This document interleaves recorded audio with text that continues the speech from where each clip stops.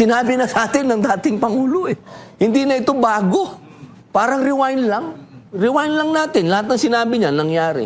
Kaya sana, ako naman din po ngayon, ay nananawagan sa lahat din ng mga kasama natin, na sana, kanina, inis na inis ako, pagising ko.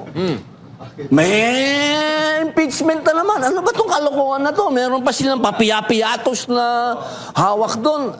Alam nyo, mga kababayan, sa totoo lang po, patawarin ako nitong mga kaibigan natin na ito. Hindi ba kayo nahihiyaan yung ginagawa ninyo? Ang mga kababayan natin nag-iisip kung anong kakainin nila. Itong mga panahon nito. Magkano ang bilihin? Ang iisipin ninyo, politika. Wow! Talagang ako po, hindi ako makapaniwala. Kung ganito ang mentalidad natin, sino pa makakatulong sa atin? Isipin ninyo, ang ini-issue natin sa Vice President natin, piatos! Naiintindihan nyo ba yun? Na sa confidential ho kasi, inuulit ko, dati po tayo sa intelligence, hindi naman gumagamit ng totoong pangalan dyan, boss. Paano ko naman gagamit ng totoong pangalan niya?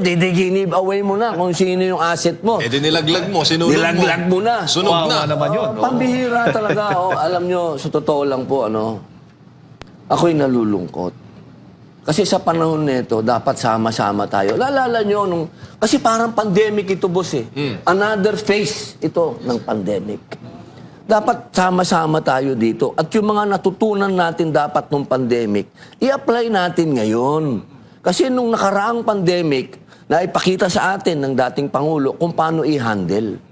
So meron na tayong leksyon eh. Mas worst pa nga yung pandemic. Mas worse pa yun, ha? Dahil Di mo alam pwede eh. Ito po pwede mo. Oo, ito dapat napaghandaan eh. Opo. Di ba? Meron na ng mga warning, Kaya sana wag na lang maging pabida-bida, yung maraming umaagaw ng eksena.